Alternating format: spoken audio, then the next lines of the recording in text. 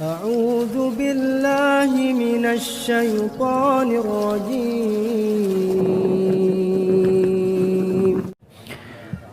Assalamualaikum warahmatullahi wabarakatuh.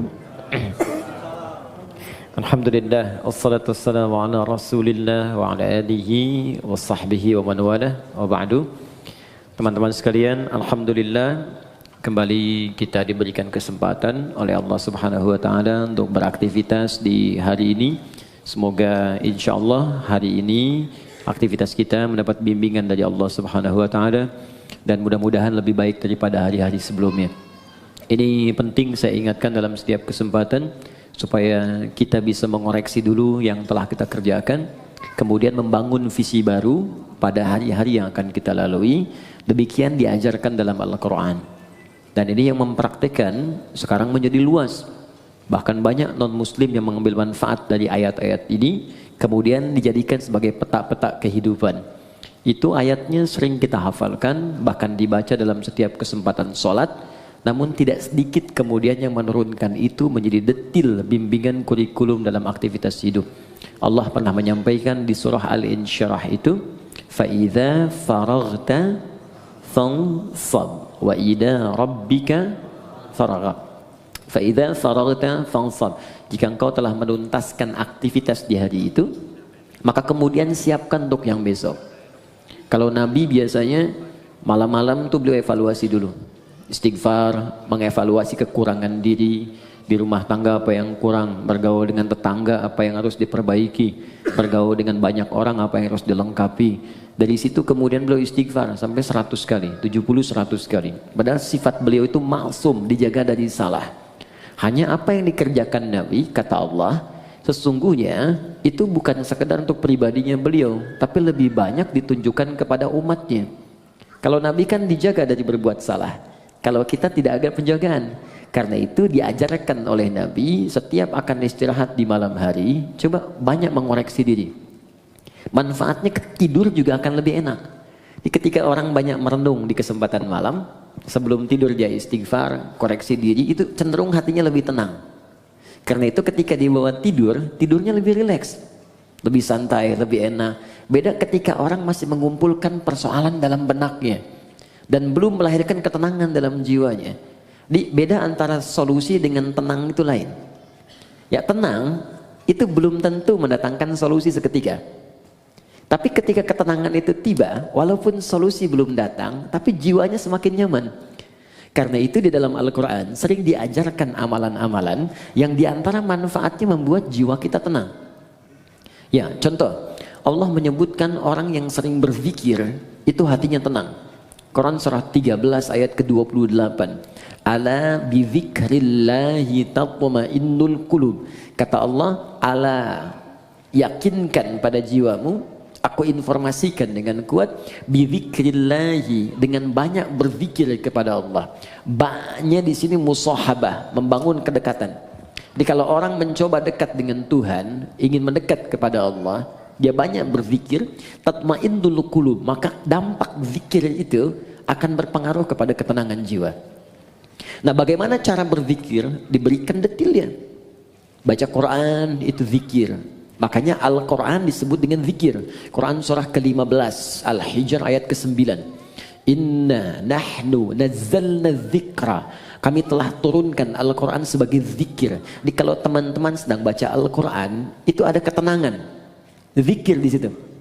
Makanya silahkan kalau Anda tidak percaya, silahkan ketika Anda sedang gelisah, pekerjaankah di kantor, di rumah tangga ada masalah, alih-alih Anda kemudian adu argumentasi atau hanya menuliskan persoalan di media sosial, bikin status yang tidak kunjung tuntas, kenapa kemudian tidak Anda alihkan dengan berwudu, membuka mushaf, baca Quran?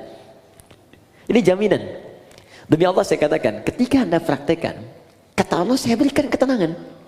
Ambil wudu, buka mushaf, baca. Walaupun solusi belum tiba, hati cenderung tenang. Bahkan ada orang-orang yang jangankan baca, dia mendengar Al-Quran saja, itu ada kekuatan dalam jiwanya. Itu ada di Quran surah ke-8 ayat kedua.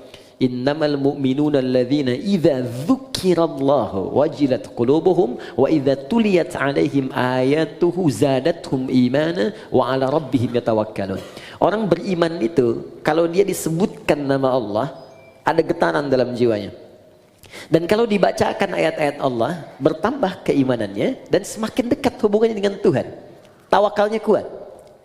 Dikata Allah, kalau Anda nggak sempat baca misalnya, atau kesulitan membaca, buka murotal. Teman-teman di jalan sambil Anda ke pekerjaan, ya, Anda ingin tenang, alih-alih mendengar atau membaca yang tidak jelas, buka murotal. Dengarkan. Minimal itu akan membawa ketenangan pada jiwa, kata Quran. Ada bacaan Quran, ada sholat. Sholat itu disebut zikir. Quran surah ke-20 ayat ke-14. Ya innani anallahu la ilaha illa ana fa'budni wa aqimis sholata li dzikri. Kata Allah, saya Allah, tidak ada Tuhan selain saya, sembah saya. Cara menyembah saya, tunaikan sholat sebagai zikir. Karena itu banyak dulu orang-orang yang ketika sedang gelisah, ada masalah, dia memilih untuk berwudu. Ada yang datang ke masjid, ada yang sholat di rumahnya, minta solusi, minimal ketenangan tiba. Doa bagian dari zikir. Ya, Quran surah ke-7 ayat ke-205. Wadhkur rabbaka fi nafsika tadarruan wa khifatan wa dunal jahri minal qaul. Silahkan kau berdoa sebagai zikir. Karena itu orang berdoa cenderung tenang. Nah, ini disatukan saat kita akan tidur. Silakan Bapak Ibu cek. Bukankah saat akan tidur berdoa? Ya? Bukankah saat akan tidur diajarkan baca ayat-ayat? Ya, kalau yang mula-mula diajarkan 3 kul itu, Al-Ikhlas, Al-Falaq, An-Nas, Qul huwallahu ahad, Qul a'udzu birabbil falaq, Qul a'udzu birabbin nas. Tambah ayat kursi supaya tidak diganggu oleh setan saat tidur. Ya, ingat, kita tidur, setan datang dalam tidur. Ya, datang dalam tidur. Makanya kalau ada mimpi buruk, Nabi mengatakan dia diganggu oleh setan. Ya, untuk itu kita meminta pencegahan kepada Allah yang tak mengantuk. Ingat, setan tak tidur, Allah tak ngantuk. Maka kita meminta, bacakan ayat kursi. Ya, lempar dia dengan ayat kursi. Allahu la ilaha illa huwal la ta'khudhu sinatun wa la naum. Ya, lempar dengan ayat kursi. Tidak cukup dengan ayatnya, dengan kursinya sekalian. Ya, ya, bacakan itu. Kemudian ada yang sholat kan? Sholat dulu sebelum tidur kan? Ya, Nabi mengajarkan witir atau 2 rakaat sebelum kita tidur. Supaya apa? Supaya tenang. Jadi gini, saya ingin ajarkan, mohon maaf, berbagi bukan mengajarkan. Saya ingin berbagi begini. Agama itu ketika memerintahkan kepada kita, bukan ingin memberi beban. Di cara berpikirnya ingin memberikan solusi. Di ketika Allah minta kita sholat, sebetulnya ingin memberikan ketenangan. Minta kita berdoa supaya kita nyaman. Allah nggak butuh dengan sholat kita. Semuka langit dan bumi tidak bersujud kepada Allah, tidak akan menurunkan status Allah sebagai Tuhan. Cuma kita yang butuh. Makanya ketika dipanggil hayya 'alas shalah, Anda bertanya, kenapa sholat? Kata Allah lewat suara azan, hayya 'alal falah. Yang aku berikan lewat sholat bukan beban, tapi kebahagiaan untukmu.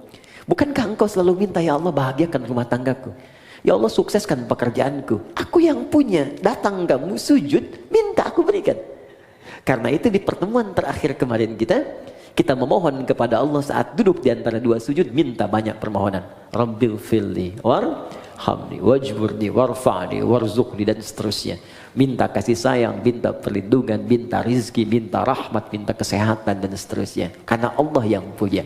Pertanyaannya, kenapa banyak orang meminta dalam sholat kemudian belum ada yang terkabul, atau 1 dari sekian banyak belum dicapai? Boleh jadi ada yang belum maksimal dalam sholatnya, atau ada dari bacaan dan gerakan sholat itu yang belum dipahami dengan baik, sehingga maknanya tidak teresap ke dalam jiwa.